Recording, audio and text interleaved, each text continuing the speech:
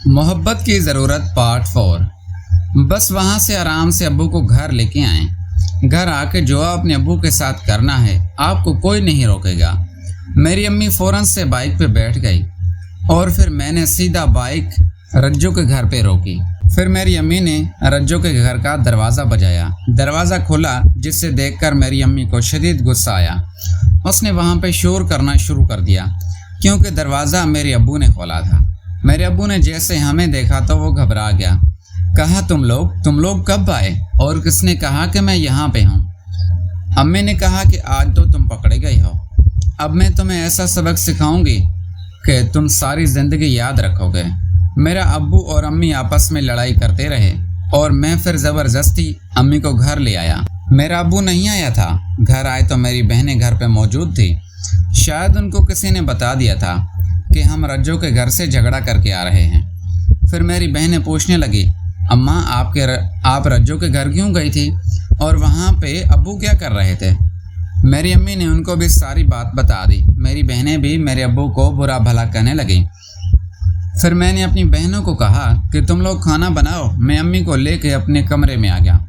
मैंने कहा अच्छा अम्मी, अब्बू ने जो करना था अब्बू ने कर लिया, अब आप फिक्र ना करें, हम भी अब्बू को सबक सिखाएंगे। फिर मेरी अम्मी मुझसे कहने लगी, यूसुफ तू अपने भाई काशिफ को फ़ोन कर, मैं उससे भी बताऊं कि तुम्हारे अब्बू जो काम करते फिर रहे हैं और फिर जो भी मुझे मेरे बच्चे मशवरा देंगे मैं वही करूंगी। मैंने कहा नहीं छोड़ें, आप काशिफ भाई को परेशान ना करें, वो परदेस खड़ा हुआ है, ये मसला हम खुद ही बैठ के हल कर लेंगे। फिर मेरी अम्मी कहने लगी, यूसुफ तुम मुझे कोई मशवरा देने वाले थे, तुमने कहा था कि जब आपके पास कोई ऑप्शन ना बचे तो तुम मुझे मशवरा दोगे। अब मौका तो अच्छा था अपनी दिल की बात करने का, लेकिन मैं अंदर से बहुत डर रहा था क्योंकि अम्मी पहले बहुत गुस्से में थी। अगर उसने मुझ पे भी गुस्सा किया तो फिर मेरा सारा खेल ख़त्म हो जाना था। लेकिन फिर मैंने यही सोचा कि आज नहीं तो कल अम्मी से ये बात मैंने मनवानी तो है। फिर मैंने अपनी अम्मी से पूछा, अम्मी आप वैसे क्या करती? अब्बू ने जो करना था उसने तो कर लिया, अब आपने दिल में क्या सोच रखा है? फिर मेरी अम्मी मुझसे कहने लगी, तुम्हें मैंने बताया था कि मैं क्या करूँगी। वो चौधरी है ना, वो वैसे भी लट्टू है मुझ पे।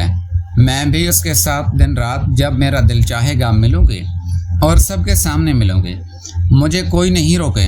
तुम्हारे अब्बू तो वैसे भी नहीं रोक सकते और औलाद भी ना रोके, इसीलिए तो मैंने तुमसे बात की थी। मैंने कहा अम्मी वो तो ठीक है आपकी बात, लेकिन एक मसला है, अगर आप उस चौधरी के साथ सब कुछ करेंगे तो फिर मोहल्ले वाले हमारे खिलाफ बातें करेंगे और आपको तो पता है कि मेरी दुकान है और सारे मोहल्ले वाले मेरी दुकान पे आते हैं, वो तो मुझे बातें सुना सुना के ही मार डालेंगे।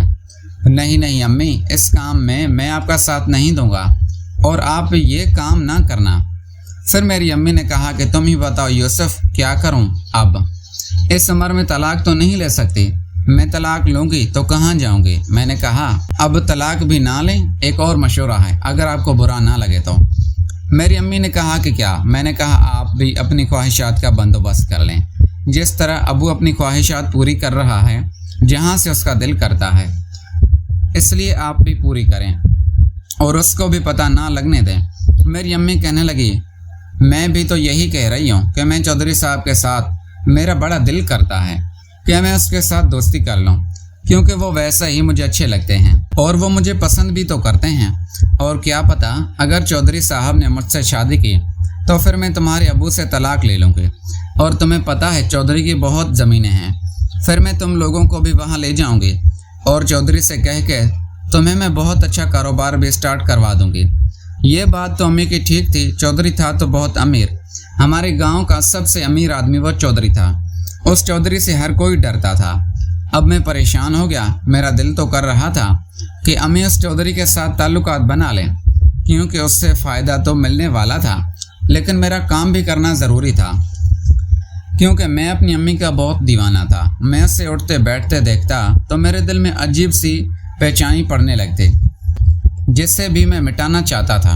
मैंने कहा अच्छा अम्मी, इस बार मैं आपको सोच के बताता हूँ, आप क्या करें, चौधरी के साथ ताल्लुक़ बनाएं या ना बनाएं? अम्मी एक और मशवरा है अगर आपको बुरा ना लगे। تو میری امی کہنے لگی کہ کب سے تو کہہ رہا ہے مشورہ ہے لیکن دیتا تو نہیں ہے، پہلیاں کیوں بجوا رہا ہے؟ جو بھی کہنا ہے یوسف کھول کے کہے۔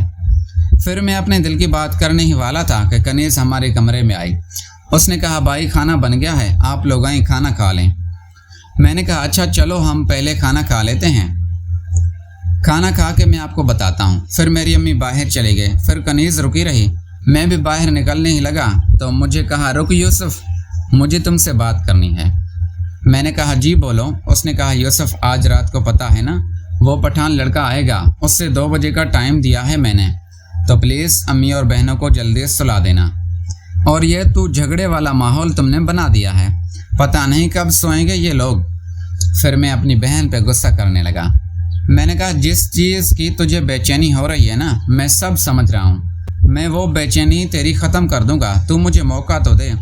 اب وہ خاموش ہو گئی، میری بات سمجھ گئی تھی۔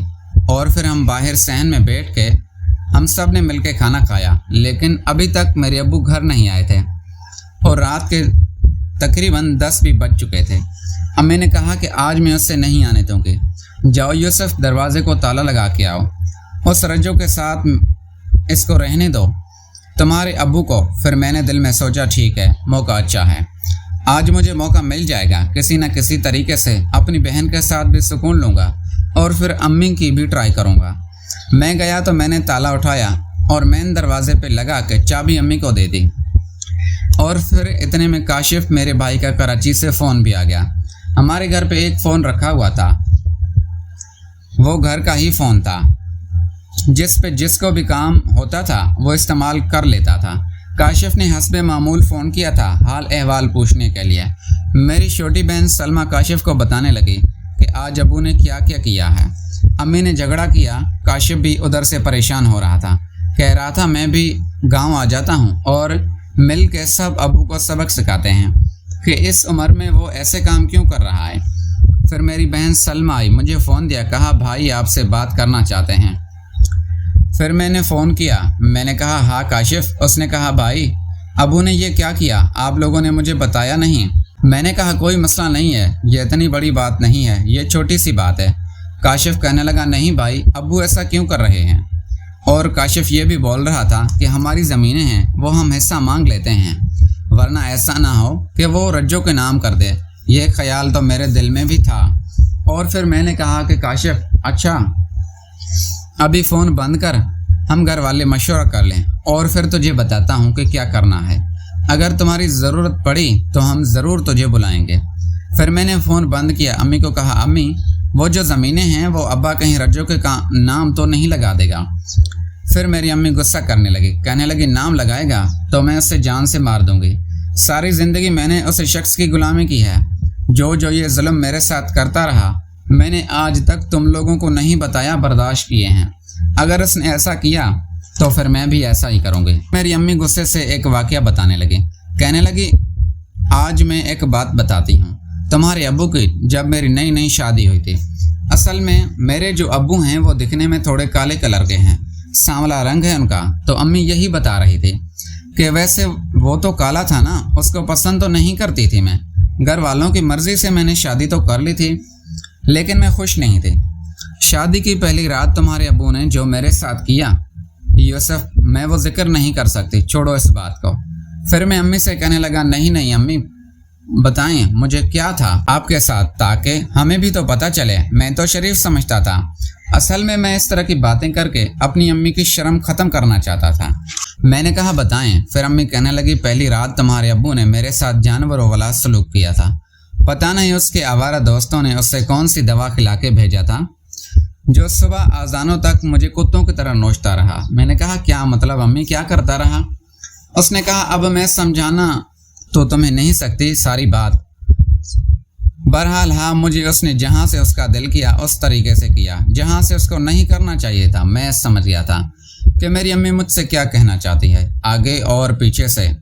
میرے ابو نے کہا واقعی امی یہ تو ظلم کیا ہے آپ کے ساتھ۔ پھر میری امی کہنے لگی آگے تو سنتے جاؤ اور میرا کلیجہ دیکھو کہ میں نے تمہارے ابو کے ساتھ اتنے سال گزار لیے ہیں۔ پھر میں نے کہا ہاں امی بتاؤ، اور پھر اچانک میری بہن عائشہ آ کے کمرے میں کہنے لگی امی ہم تو سونے جا رہے ہیں، آپ کب سوئیں گی؟ اور ابو کب آئیں گے؟ ابھی تک نہیں آئے۔